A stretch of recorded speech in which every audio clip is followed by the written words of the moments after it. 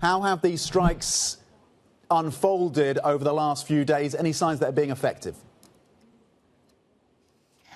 The U.S. struck 3 different countries over the past, this weekend, actually, and the impact of that remains to be seen in terms of retaliatory strikes from the Iran-backed groups.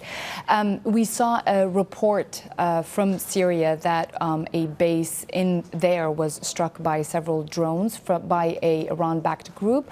The U.S. hasn't confirmed that, though. The Houthis did say they're not going to be deterred, and this is not going to change their strategy in terms of disrupting the Red Sea shipping, and they say they will continue to attack ships linked to the U.S., UK, and Israel.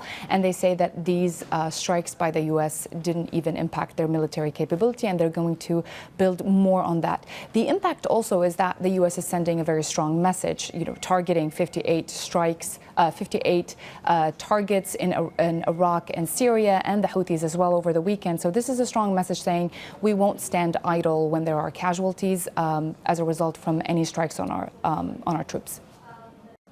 Yeah, from the US side, officials there reiterating they do not want to be pulled into a prolonged conflict in the region. Where do the risks of that stand right now?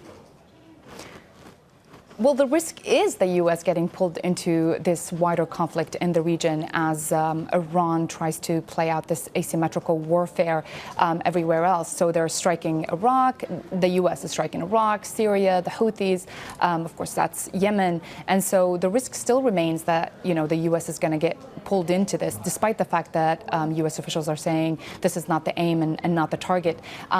Some see that the risk could be on oil, but for now, the market seems relaxed as long as the U.S., of course, doesn't target anything inside Iran that drags Iran into kind of a direct conflict with the U.S. There is robust supply and in the market for oil, and the dominant impact on that would definitely be a potential or a possible ceasefire between Israel and Hamas.